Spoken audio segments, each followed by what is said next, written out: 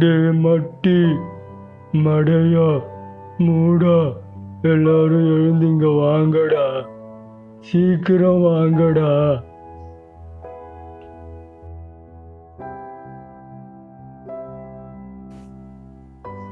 என்ன குருவே, நல்லா தூங்கிட்டு இருந்தோம், எதுக்காக எங்களை எழுப்புனீங்க குருவே? என்ன குருவே, நல்லா தூங்கிட்டு இருந்தோம், எதுக்காக எங்களை எழுப்புனீங்க குருவே? குருநாதா, நான் இப்போதான் கனவுல இந்த நாட்டுக்கு ராஜாவா பதவி ஏற்றுக்கிட்டு இருந்தேன்.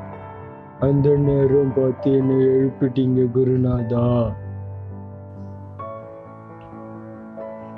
உங்க கனவுகள் எல்லாம் இருக்கட்டும், நான் தூங்க முடியாம எவ்வளோ கஷ்டப்பட்டுட்டு இருக்கேன். நீங்க என்னடான்னா சந்தோஷமா கனவு கண்டுட்டு இருந்தோம், தொந்தரவு பண்ணிட்டீங்களேன்னு சொல்றீங்களேடா. ஐயோ குருவே, நீங்க இன்னும் தூங்கலையா? ஏன் குருவே, என்ன ஆச்சு? குருவே, இது என்னது?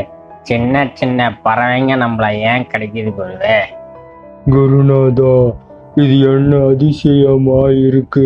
நான் இது வரைக்கும் பெரிய பெரிய பறவைகளை மட்டும்தான் பார்த்திருக்கேன். இது என்ன சின்ன சின்ன பறவையா இருக்கு. இது எல்லாம் நம்மள வந்து கடிக்குதே. இது என்ன புது வகையான பறவையா இருக்குதே குருநாதா. சீடர்களே, அது பறவைகள் இல்லை, பறக்கும் ஆவிகள். என்ன, பறக்கும் ஆவியா? நான் இதுவரை பார்த்ததே இல்லையே. ஆமாம், நான் ஒரு நாள் வெளியூருக்கு சென்று கொண்டிருந்த போது ஒரு மரம் நிறைய பறவைகளாயிருந்தது. நான் ஒரே அம்பில் எல்லா பறவைகளையும் கொன்றுவிட்டேன். அந்த பறவைகள் தான் இப்போது பறக்கும் ஆவியாக வந்து நம்மை துன்புறுத்துகிறது. அப்படியா குருவே, நாம் இப்போது என்ன செய்வது?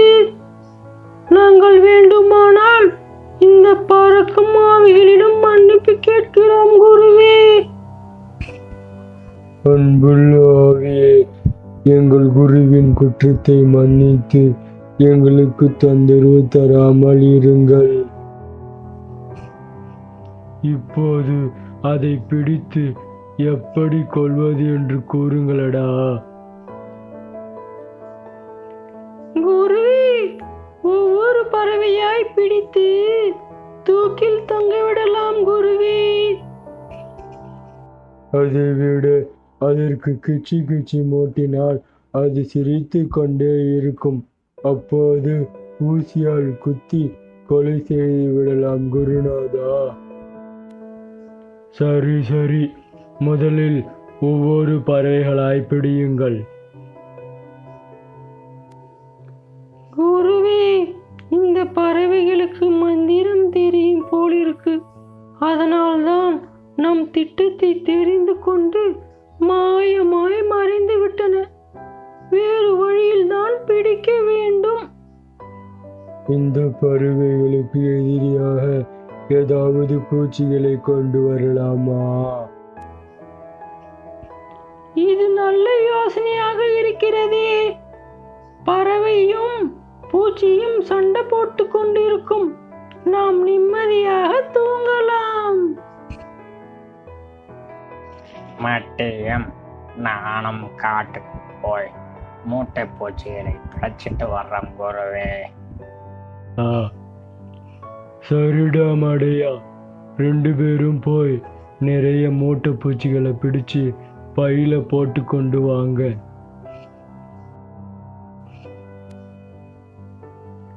சரி குருவே, நாங்க போயிட்டு வரோம்.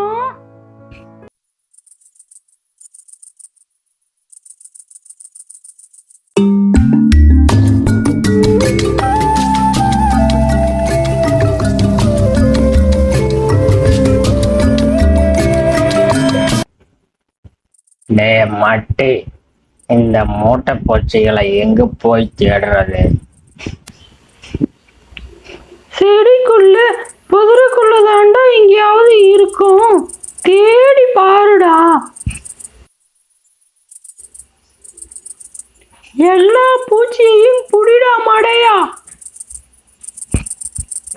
அப்பாடா, எல்லா பூச்சிகளையும் பிடிச்சாச்சு. சரி வாடா மட்டி, வீட்டுக்கு போகலாம். குருவி, நாங்க வந்துட்டோம். நாங்க என்ன கொண்டு வந்திருக்கோம்னு பாருங்க குருவி. வாடா மட்டி, பூச்சிகளை பிடிச்சிட்டு வந்துட்டியா? எல்லா பூச்சிகளையும் திறந்து விடுடா. சரி குருவி, திறந்து விடுறேன். இப்ப அந்த பறவையும் பூச்சியும் சண்டை போட்டுக்கிட்டோம், நாம நிம்மதியா தூங்கலாம். சரி, போய் எல்லாரும் தூங்கலாம்டா. சரிங்க குருவி, நாங்க போய் தூங்குறோம்.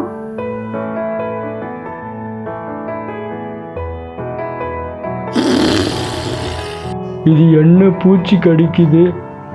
ஐயோ, பறவையும் கடிக்குது, பூச்சியும் கடிக்குது. டே மட்டி, எந்திரிடா, இப்ப ரொம்ப அதிகமா கடிக்குது.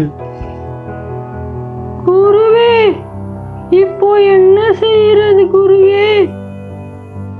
குருவே, எனக்கு ஒரு அற்புதமான யோசனை தோன்றிவிட்டது. மூட்டை பூச்சிக்கு பயந்து வீட்டை கொளுத்தினோம் என்று சொல்லுகிறார்களே, அதை செய்து பார்த்தால் என்ன? ஆமாம் குருவே, நாம் பயப்படாமல் வீரத்துடன் கொளுத்துவோம். செத்தால் தான் ஆவியாகலாம். ஆவியா மாறினால் நமக்கு தொல்லை தரும் சின்ன சின்ன பறவைகளை எல்லாம் சுலபமாக பிடித்து விடலாம். டே மூடா, நீ பெரிய புத்திசாலிடா. சரி வாங்க, அப்படியே செய்யலாம். டே மாட்டி, நீ அந்த கொல்லிக்கட்டையை எடுத்துக்கிட்டு போய் கோரையில தீ வச்சுட்டு வாடா. இன்னைக்கு இந்த பறக்கிற ஆவிகளுக்கு ஒரு முடிவு கட்டணும்.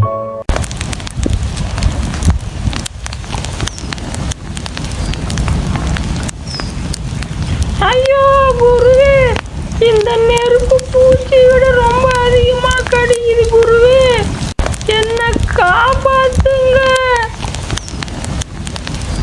ஐயோ, கடிக்குதே கடிக்குதே. இந்த ஐயோ, காப்பாத்துங்க, யாராவது காப்பாத்துங்க. என்னயா, இந்த முட்டா பசங்க வீட்டுல எவ்வளோ சத்தமா இருக்குது. என்னன்னு தெரியலையே, நீங்க போய் பார்த்துட்டு வாங்க.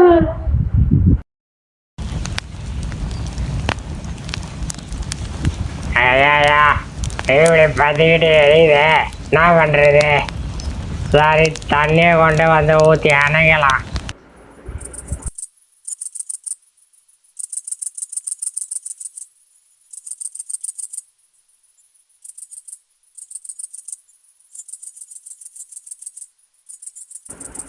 பரமாத்திர, என்ன ஆச்சு? எப்படி தீப்பற்றியது?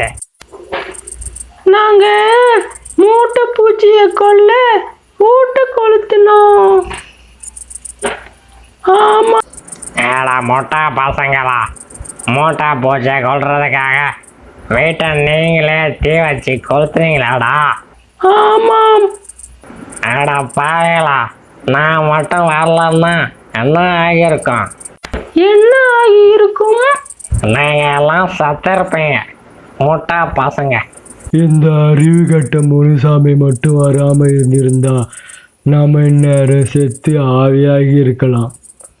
நம்ம திட்டத்தை இப்படி பாழாக்கிட்டானே இந்த முனுசாமி. குருநாதா, நாம இப்ப எந்த வீட்டுல போய் தங்குறது? மழை வர மாதிரி இருக்கு.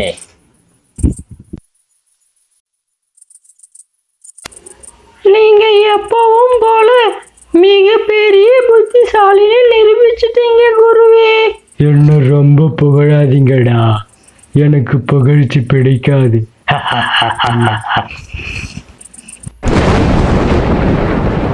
He, he, he.